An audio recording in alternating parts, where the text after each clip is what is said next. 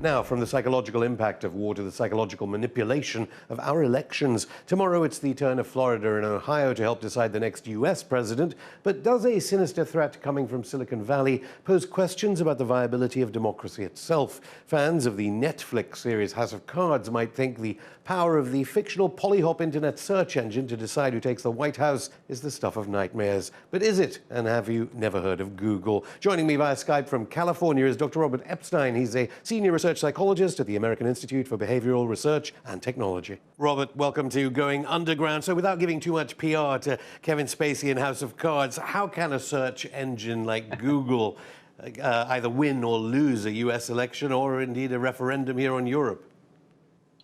Very easily, unfortunately, and quite invisibly, which is the larger problem. All Google has to do, or just its algorithm, all the company has to do is to make one candidate look better than another in higher search rankings. Tell me about the peer-reviewed experiment you did, first of all, the Australian 2010 elections. Yes, so we published last year in the Proceedings of the National Academy of Sciences actually 5 experiments. The first 4 did make use of the 2010 election in Australia, so we were always using real search results in a real election that was a squeaker, by the way. I mean, the winner won there by 0.25%. And in the first experiments, we had people, assigned at random to one group or another. And in one group, they were able to do research on the candidates, but they saw search rankings that favored Abbott. And in the other group, they saw search rankings that favored Gillard. And what we found, to our astonishment, is that just the ordering of the search rankings could easily shift voting preferences by 40 or 50% or even higher, up to 80% in some demographic groups, which was just mind-boggling to me that search rankings could make such a difference. But people trust them.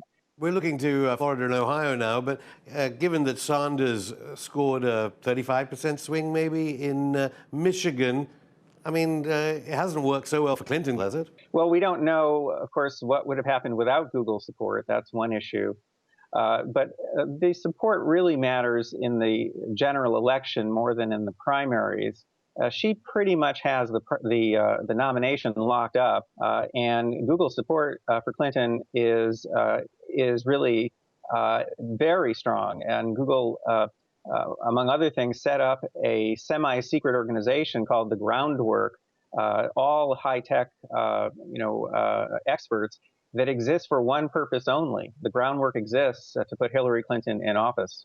Do you think part of the proof of your work that a 25% of any election could be down to this is that corporations pay so much money for ranking?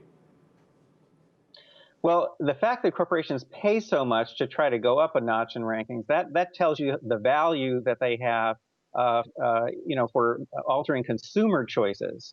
And that's really where our research took off a few years ago. We knew that about that extraordinary value for consumer choices, so we wondered whether in fact search rankings could alter people's opinions about other things, not just what to buy. And again, what we found is that in fact those search rankings have an enormous impact, not just on voting preferences, it turns out, but an impact on practically every decision that people make.